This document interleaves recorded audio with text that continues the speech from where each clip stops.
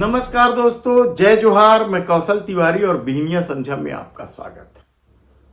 Congress high command क्या अब मध्य प्रदेश और छत्तीसगढ़ को लेकर कोई बड़ा फैसला करने वाला है? कल तक जिन दोनों मुख्यमंत्रियों ने, यानी मध्य प्रदेश के मुख्यमंत्री रहे कमलनाथ और छत्तीसगढ़ के मुख्यमंत्री रहे भूपेश बघेल ने हाई कमान को अंधेरे में रखा कि वे चुनाव आसानी से जीत रहे हैं, और परिणाम जब इसके विपरीत आया है तो दोनों ही नेताओं के खिलाफ विरोध के स्वर सुनाई देने लगे हैं।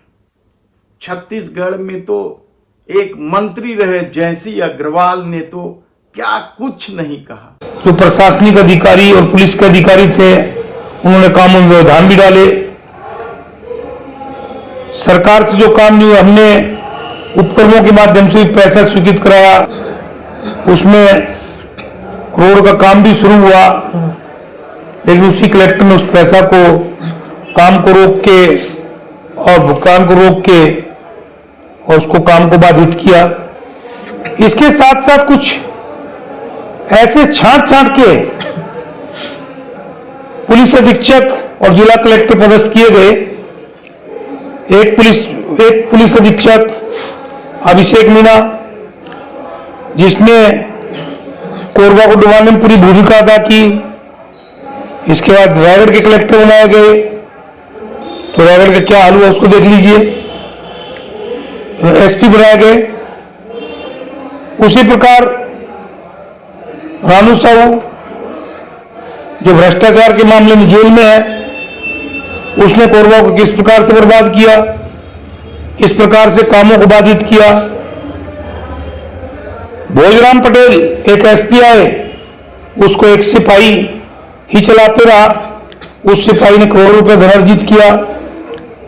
अब सारे धंधे कोरबा में चालू कर। फिर एक आपके उदयकिरण एसपी आए, उसने तो सारे रिकॉर्ड तोड़ दिए।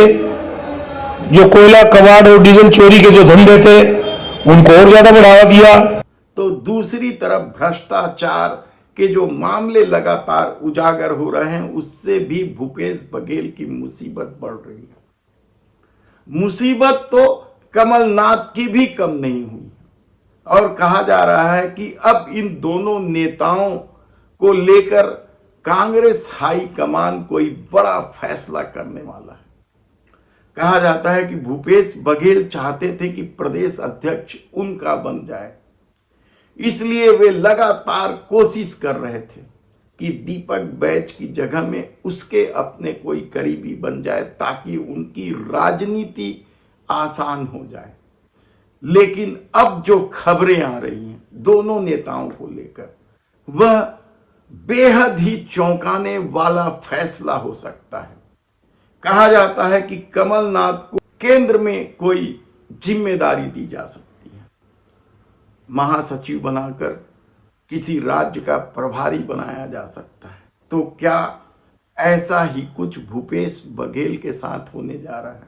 कहा जाता है कि टीएस बाबा को जिस तरीके से हाई कमान ने तवज्जो देना शुरू किया है, और तमाम कयास के बाद जिस तरीके से दीपक बैज अपनी कार्यकारिणी बनाने की कवायद में लग गए हैं, जिला अध्यक्ष कौन रहेगा कौन नहीं रहेगा यह तय करने लगे हैं, तब भूपेश बघेल के लिए जगह कहां बची है? हालांकि वे विधायक हैं, पूर्व मुख्यमंत्री का रुतबा है उनके साथ, और उन्होंने हाल के दिनों में जिस तरीके से आंदोलन को हवा दी है भारतीय जनता पार्टी की सत्ता के खिलाफ, उसका भी ठीक ठाक प्रतिसाद मिला है, यह कांग्रेस का दावा है। ऐसे में भूपेश बघेल को लेकर जिस तरीके से चर्चा कांग्रेस के भीतर चल रही है, तो क्या हाई कमान उन्हें एक झटके में प्रदेश की राजनीति से दूर कर सकती है?